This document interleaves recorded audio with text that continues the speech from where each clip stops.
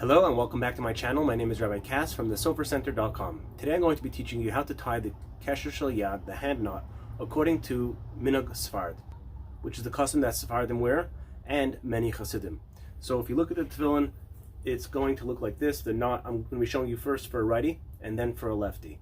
So the knot for a righty, the knot is obviously on the inside towards the heart, and the loop is going to be on the further side of the tefillin, away from the body. So if the tefillin goes on the arm like this, the loop is going to be on the far side, and that is an indication that you actually wrap the tefillin away from yourself. The tefillin are wrapped away, so it goes just like this. Okay, so that's the type of knot that I'm going to be teaching you right now.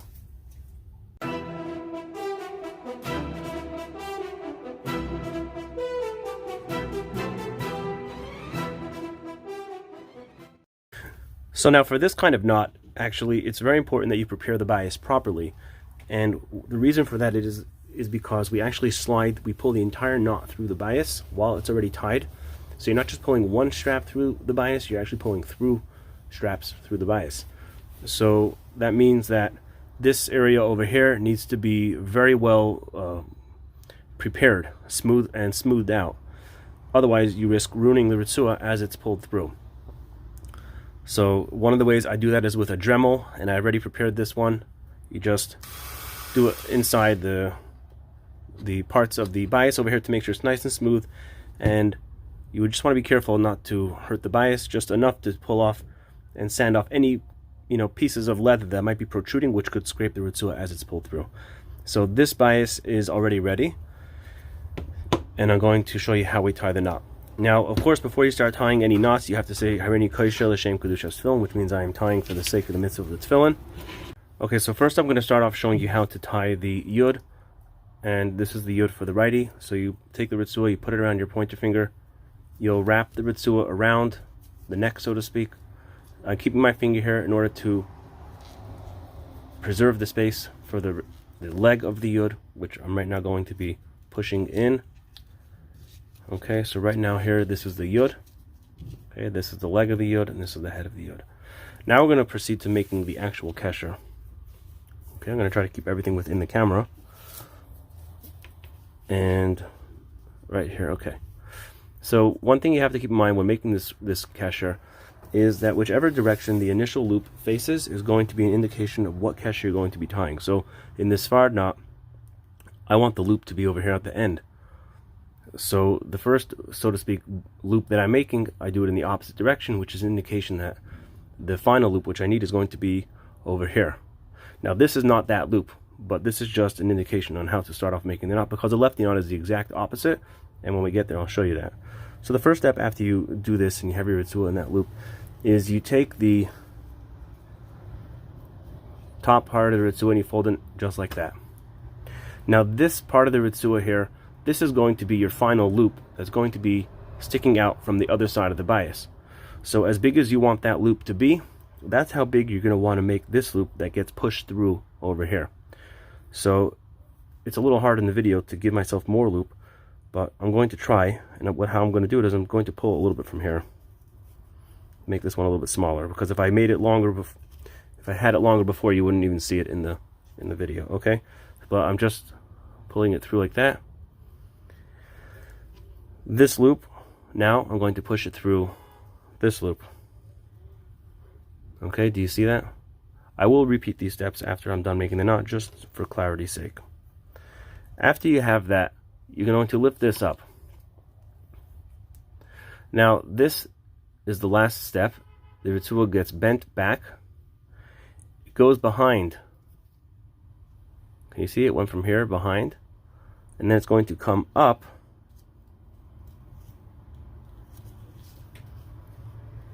inside the loop. And now the only thing we need to do to finish it is just to tighten up all the spots, all the parts of the knot. Okay? Okay, so there you go. So like I showed you before, this is going to be, now the proper length is about 1 inch. Some people do more, some people do more, but about 1 inch, 1.5 inches should be enough for the Retzuah to bend and turn the other direction. So that's how you do it. That's how you tie. I'm going to repeat the steps one more time. The more you have over here, the more that's going to stick out at the end. So I'll give myself a little bit more just because I want to do it properly. Okay, just like that.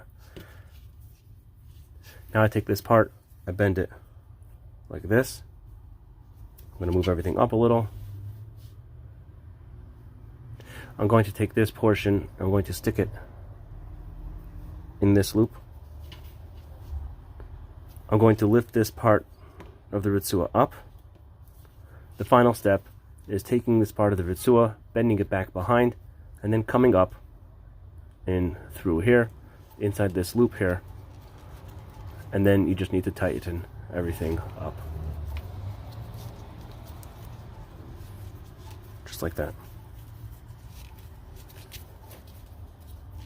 So that would be for a righty. Now I'm going to show you how to tie for a lefty. And after I show you how to tie for a lefty, I'm going to show you how we pull the Retzuah through the Bayis, which will be the last step. Now, of course, before you start tying any knots, you have to say Harini Kosher L'Shem Kedushas Tefillin, which means I am tying for the sake of the mitzvah of the Tefillin. Now for the lefty, we go the exact opposite direction. So instead of going to the right, we're going to go to the left. And we're going to push the Retzuah through, just like that. So here you have the Yud. Now I should say while I'm doing this that some people actually make the Yud the exact same way for a lefty, but if you do make the Yud the exact same way as you make it for a righty, the Yud instead of facing down will be facing up. So, okay, so now we have that done. Okay, so you see that loop towards the left because I want the loop to be towards the right. Now I'm going to pick this up a little bit just because I need the length. I'm going to fold the top section of the Retzuah just like that. Then I'm going to take this loop and stick it inside of this loop. After I have that done, I'm going to lift up this part of the Retzuah. Just get it going straight up over there. Now the last and final stage is to take this portion of the Retzuah and to go around the back, but then to come in inside the loop just behind that other loop. Final stage is to pull and to tighten up the Retzuah. And as you can see over here, this is a righty Bayis, but just use your imagination. Okay, so that's how the Yud would go on for the lefty Tefillin, just like that. And the loop will be on the opposite side. I'm going to repeat this step one more time. Okay, so I have my loop towards the left because I want the loop to end up on the right. I'm going to fold this part like this. Now, like I mentioned by the righty, if you skip to the lefty, this section over here is going to be the final loop. So depending how long you want that loop, it should be about an inch and an inch plus. Maybe some people do 1.5 inches, some do 2 inches. The bigger you make this loop here that goes through here, that's how much you're going to have at the end on the opposite side of the loop, on the opposite side of the knot, in order to put the Retzuah through. So, but don't worry, if you make it smaller, you can always adjust it. And you know what? Maybe I'll show you how to do that over here. Okay, so you're going to push the loop through the other loop. Then you're going to lift up this portion of the Yud, of the Retzuah. Now the next step, it's easier to do once you're holding it. You're going to take this and go behind this loop, but inside this loop. And up. The last step is to tighten up the knot. Okay. So you see, this time it didn't get quite big enough because that would only allow a very small amount on the opposite side. But it's simple to just feed more Retzuah through and then make this loop larger. So how do you do that? If the loop is not the correct size, and this is for righty or for lefty, you'll just take a little from here, and then you simply follow the Retzuah through the knot You can see it comes out here. So I'm going to pull a little bit here, and then I'm going to pull from the bottom. Simply doing that. If it's too big, you just reverse the steps and you feed the Retzuah through the knot to make it smaller. Just like that. Now I'm going to show you how to pull the Retzuah through the Bayis. Okay, so to pull the Kesher through the Bayis, and I actually changed the Retzuah, if any of you were paying attention to a different Retzuah, because it's actually a film that I have to put together. So I'm going to do it. And I'm doing this L'Shem Kedushas Tefillin. I already said L'Shem Kedushas Tefillin on this knot before I made it. So I'm just finishing up this Tefillin here. So you'll take a shoelace or any string that you have. It should be narrow because you don't want anything really that's going to take up more space inside the passageway of the Tefillin than the Retzuah itself, because then it makes it difficult to pull it through. But not something too narrow that's going to actually cut the Retzuah. Now, this Retzuah looks like I'm not going to have such a difficult time because it has quite a nice space over there. Sometimes you'll find it more difficult. So like I showed you in the beginning of the video, I have a Dremel that I'll use to sand it out. Other times, if I need it to slide through easier, I will put a little bit of Vaseline on the knot on the Retzuah in order to help it slide better.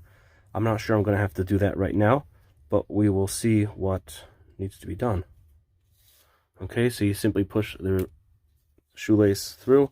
Now, careful when you're doing this part, make sure the Retzuah is not this way, because if you pull through this way, you have to redo it. And if it was really hard, then you have to, that's just for no reason.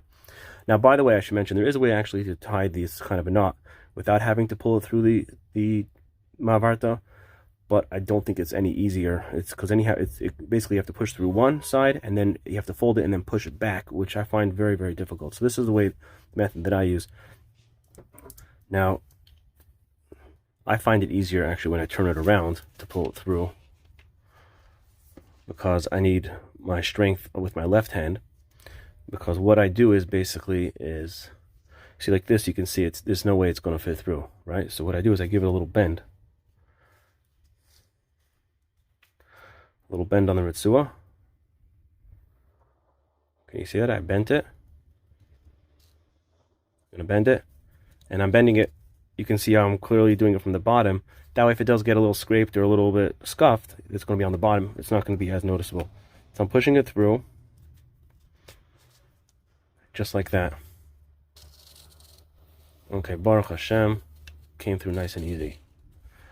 But if you're having a difficult time pulling it through, like I said, you could take some Vaseline, smear it on. Make sure you sand it well. That way, it's not going to tear up the Retzuah, because sometimes it could really tear up the Retzuah. It also depends on the company Retzuah that you have. I mean, if it's a thinner Retzuah, then it will, thinner I mean this way, it's not as thick. Not this way. This way, then it will slide through easier, but the thicker Retzuahs tend to have a bigger challenge. So, and then once you get it through, and I'm not going to repeat this step for a lefty, okay, because this is just the exact same. You're just going to push it through the other way. Then you take the end of the Retzuah,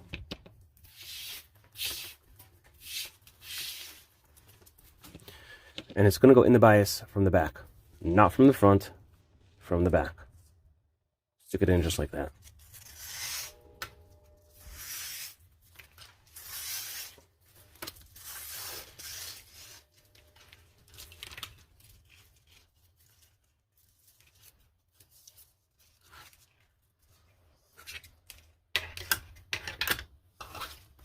And then it goes in the box, just like that. Sometimes you have a little bit of difficulty with the knot, because if it gets in the way of the box, just give it a little squeeze over there. Now it goes in nice. That's it. So if you found this video helpful, give this video a thumbs up, and consider subscribing to the channel. That way, future videos that I make, you will be one of the first to find out. Alright, take care.